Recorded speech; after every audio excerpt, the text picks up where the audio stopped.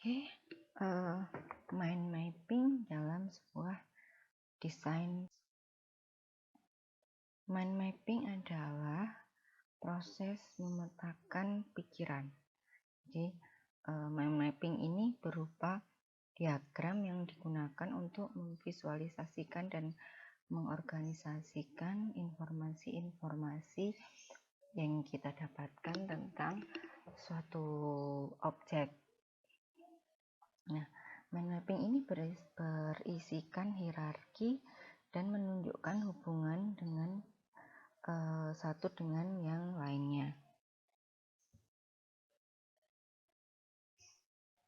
Nah, manfaatnya mind mapping ini dalam sebuah proses desain adalah biasanya di awal proses desain kita akan mencari ide. Nah, ini sangat berperan dalam mencari ide karena di sini membantu membreakdown. Jadi kayak membreakdown itu membuat daftar apa aja yang berhubungan dengan suatu produk. Misalkan katakanlah ketika kita harus membuat sebuah produk meja, atau yang lebih spesifik adalah misalkan nakas. Nakas itu mungkin kita akan membreakdown secara material, apa aja sih yang material yang bisa digunakan untuk membuat sebuah nakas. Nah, di situ kita dapat membreakdown materialnya apa aja. Nah, dari situ kita akan mendapatkan, misalkan kita mau membuat nakas dengan style modern minimalis, katakanlah. Berarti kan yang minimal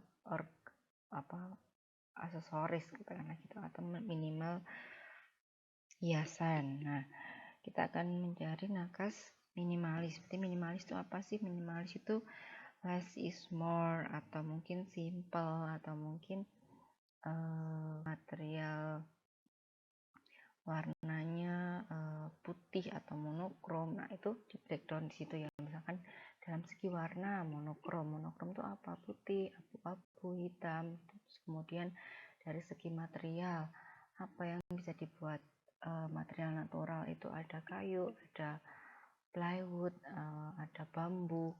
Terus kemudian secara finishingnya mau seperti apa, yang water base atau yang tidak water base. Kalau water base ada yang kayak sejenis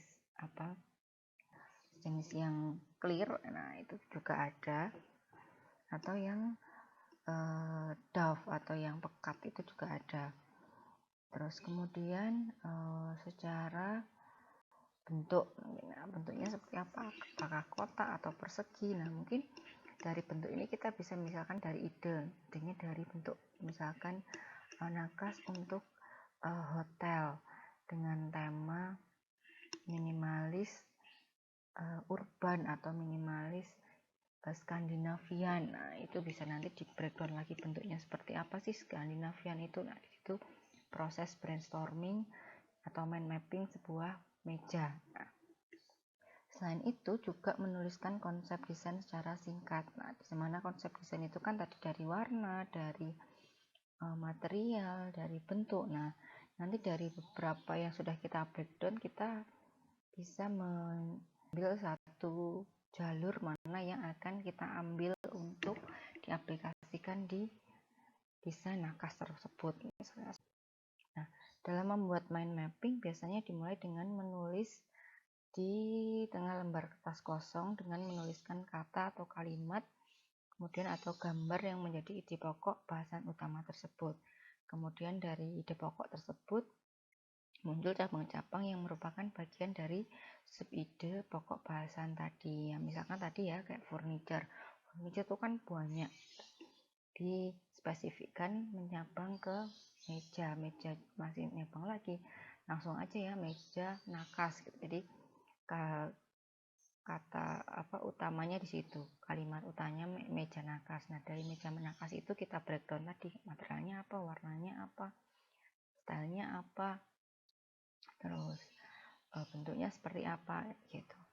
Kemudian mind map itu bisa dibuat sekreatif mungkin, jadi tidak hanya dengan tulisan atau kata, namun bisa menggunakan gambar, foto, dan menggunakan warna-warni dalam pengelompokan tiap gagasan yang saling berhubungan. Jadi misalkan kalau membahas, nah tadi membahas tentang warna, kita pakai spidol hijau, misalkan membahas dengan material kita pakai spidol coklat, jadi itu. Atau mungkin digambarkan, atau kita juga bisa memanfaatkan beberapa apps yang memfasilitasi membuat mind mapping. Itu juga sudah ada ya di Android ataupun di iOS, jadi silahkan dicari sendiri. Tapi memang lebih gampangnya sih secara manual ya, jadi kayak kita lebih fleksibel. Kalau aplikasi kan kalau kita harus belajar dulu cara pemakaiannya gimana, mungkin ketika untuk mempresentasikan yang lebih menarik ya itu juga nggak apa-apa pakai aplikasi gitu. Cuman kalau misalkan memang kemampuan manual drawingnya bagus ya mungkin secara manual akan lebih bagus membuat mind mappingnya. Ini beberapa contoh mind mapping. Nah di sini kita membahas tentang sebuah produk desain, di mana produk desain ini kan banyak ya aspeknya. Jika dilihat dari teknologi supportnya apa, programmer yang melatar belakanginya atau teknik yang digunakannya, kemudian risk controlnya, terus kemudian wireframe atau prototype-nya, desain konsep. Nah ini ada tema, ada color, ada plan B, kemudian ini ada deep needs, ada inner, ada outer, rival analysis. Nah ini kompetitor ya, vendor satu seperti apa, kemudian desain fiturnya seperti apa. Nah ini ada salah satu contoh mind map dari sebuah produk desain ini dengan menggunakan apps ini ya, bikinnya. Jadi sudah terorganisir sekali, kayaknya di Word atau Excel kayaknya sudah ada ya aplikasi yang seperti ini, kayak diagram gitu, jadi bisa digunakan. Nah ini contoh design thinking. Nah mind map atau yang bisa digunakan di brainstorming ini biasanya juga digunakan dalam sebuah proses design thinking. Nah ini jadi dalam membuat sebuah desain kan pasti akan memperhatikan beberapa aspek ini, kayak empathisnya seperti apa, testnya seperti apa, prototype-nya seperti apa, idenya seperti apa, definisinya seperti apa. Jadi ya kalian bisa mengikuti ini. Kalau design thinking misalkan membuat sebuah produk ya diikuti nih, empathisnya apa, define your scope-nya seperti apa, idenya dari mana. Nah ini kan ya banyak ya, prototype-nya seperti apa, dan proses pengetesannya seperti apa. Jadi sebuah produk itu untuk menilai sukses atau tidaknya ya dinilai dengan design thinking ini. Contohnya, jadi nggak hanya desain yang bagus itu kan relatif ya, tidak semua orang melihat suatu produk akan sama persepsinya, dan ya relatif. Tapi kalau ada pengukurnya pasti akan beda lagi. Kalau misalkan desain sudah memenuhi semua aspek ini berarti bisa dikatakan bagus ya. Iya, karena memang ini sudah menjadi kesepakatan atau mungkin ya mudah diteliti bahwa aspek-aspek desain ini yang, atau mungkin desain-desain yang berhasil itu memenuhi beberapa aspek ini gitu. Paling gampangnya seperti itu.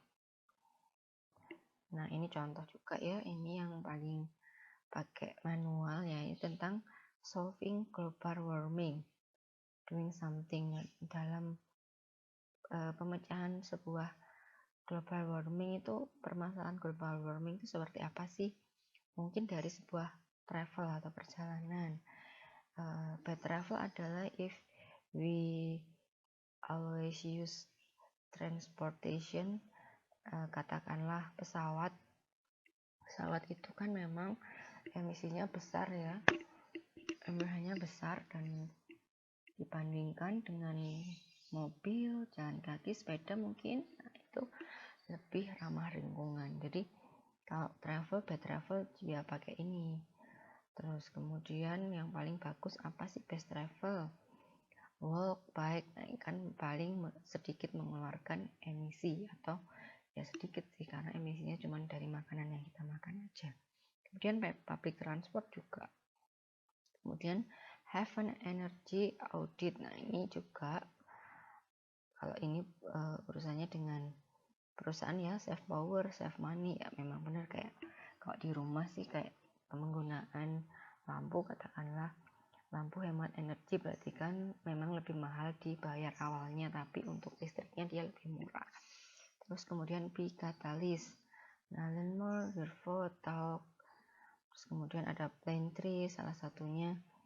Terus eat less meat, nah ternyata meat itu menimbulkan banyak gas metan. Jadi kalau kita semakin banyak makan daging, ya daging produksinya juga semakin naik ya. Jadi dia juga menyebabkan produksi gas metannya meningkat. Useless apa nih? Shopping bag, paper. Nah ini juga buy local food. Nah jadi home. Nah change energy like bulbs, just energy efisien. Nah ini jadi beberapa contoh yang bisa digunakan problem solving dari global warming.